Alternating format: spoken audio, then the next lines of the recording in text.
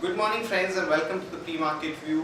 We have seen some kind of positive gains in the Nasdaq as it was up about 0.5% as both Facebook and Apple came out with extremely good set of numbers, and some of the other companies also reported fairly impressive set of numbers, which is what reflected in the way the Nasdaq performed. However, Dow was flat and there was no other major data points from the US markets. The European markets were up anywhere from 10% to almost about 0.6%.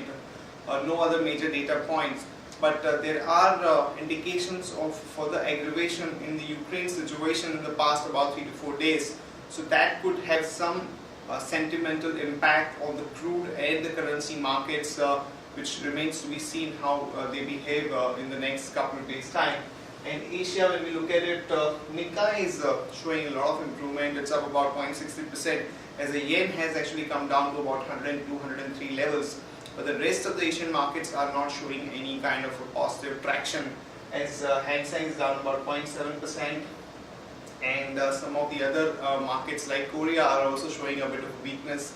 SGX Nifty is also suggesting that we are going to open down about 20 odd points.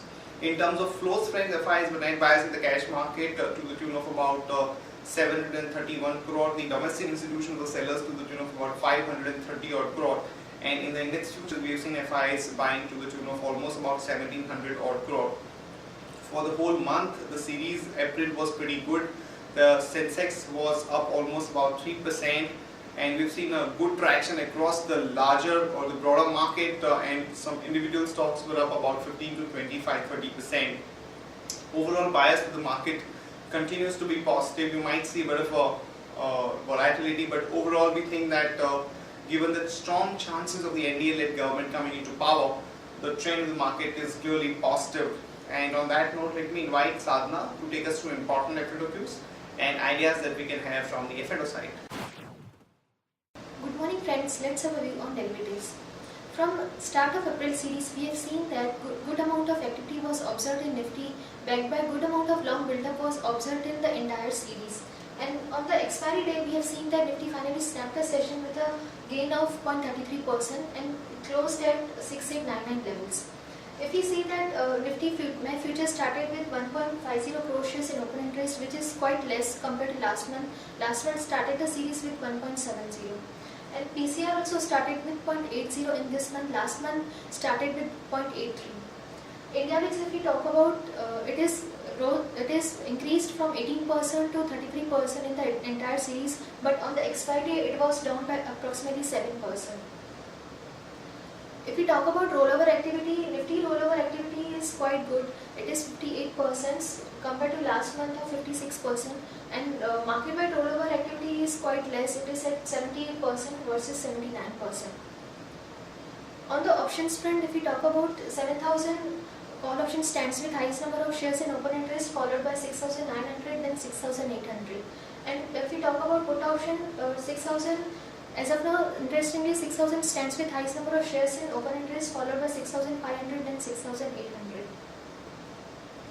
There is no security in ban period today, and FIs were net buyers of approximately 2,400 odd crores in future and option segment. Mainly they were net buyers in index futures of approximately 1,700 crores, and they were net buyers in index option of 1,284 crores. And stock futures, they were net sellers of 952 crores, and stock options, they were net buyers of 103 crores. And monthly standard break-even point would be 6396 on the lower side and 7404 on the higher side. Today Singapore Nifty is down by 22 points, which is at 6883, so we may see marginal flattish to negative opening in Indian markets. That's it from derivatives. Thank you. Let me take you through the pre-market action, friends. And first of all, in the actionable ideas, we have a few ideas like Ambuja Cement. We are suggesting a long on that as the company reported good operating performance, as the net profit has grown by about 6.57% to about 520 crore against the estimate of almost about 380 crore. So one can go long on Ambuja Cement with a stop loss of 215 and a target of about 226 to about 229. Mahindra Finance came out with excellent set of numbers, and the net profit was almost 310 crore versus about 334 crore a year ago. and as against the expectations of 260 crore. And the company will also pay about 3.8 rupees per share as dividend. Also, the NPL situation, which was a bit bad in the previous quarter, there is some kind of an improvement in this quarter. So we think that the stock will do well. So one can go long there with a stop loss of 240 and a target of about 252 to about 257. In India, their operating performance for the quarter was good, but the outlook or the guidance in terms of production for the next year is quite muted. So we think that there could be a bit of a negative reaction in the Kane India stock in today's market. So one can go short there with a stop loss of 359 and a target of about 341 to about 334. And as far as the watch list for today's trading is concerned, we think that one can have a positive bias for the stocks like Ultratech Cement, Ashok Leyland, ONGC and GAIL India. These are the companies which will be reporting numbers today.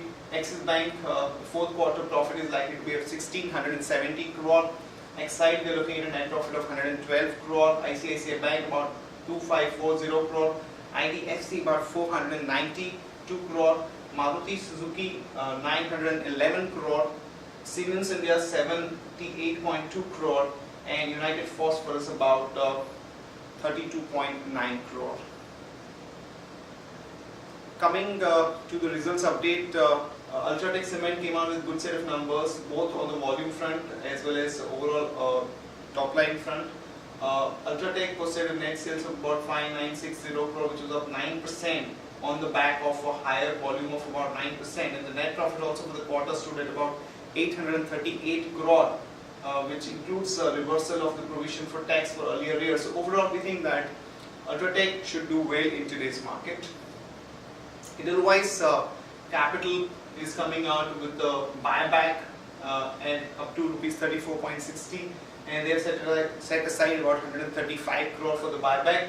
And in another development sequence, Scientific, which is a subsidiary of the Strides Accolade, is investing about 106.5 crore to buy a minority stake in Sashun Pharma through a preferential allotment at about 110 rupees per share. So watch out for some positive action in the Sashun Pharma stock in today's market. Some negative news for Wockhardt, as the state drug controller of Himachal Pradesh has suspended the manufactured sale of one of their products. So negative reaction is likely in Wockhardt stock in today's market, and the Japan's entity Docomo will offload about 26.5% stake in the Indian joint venture Tata Teleservices.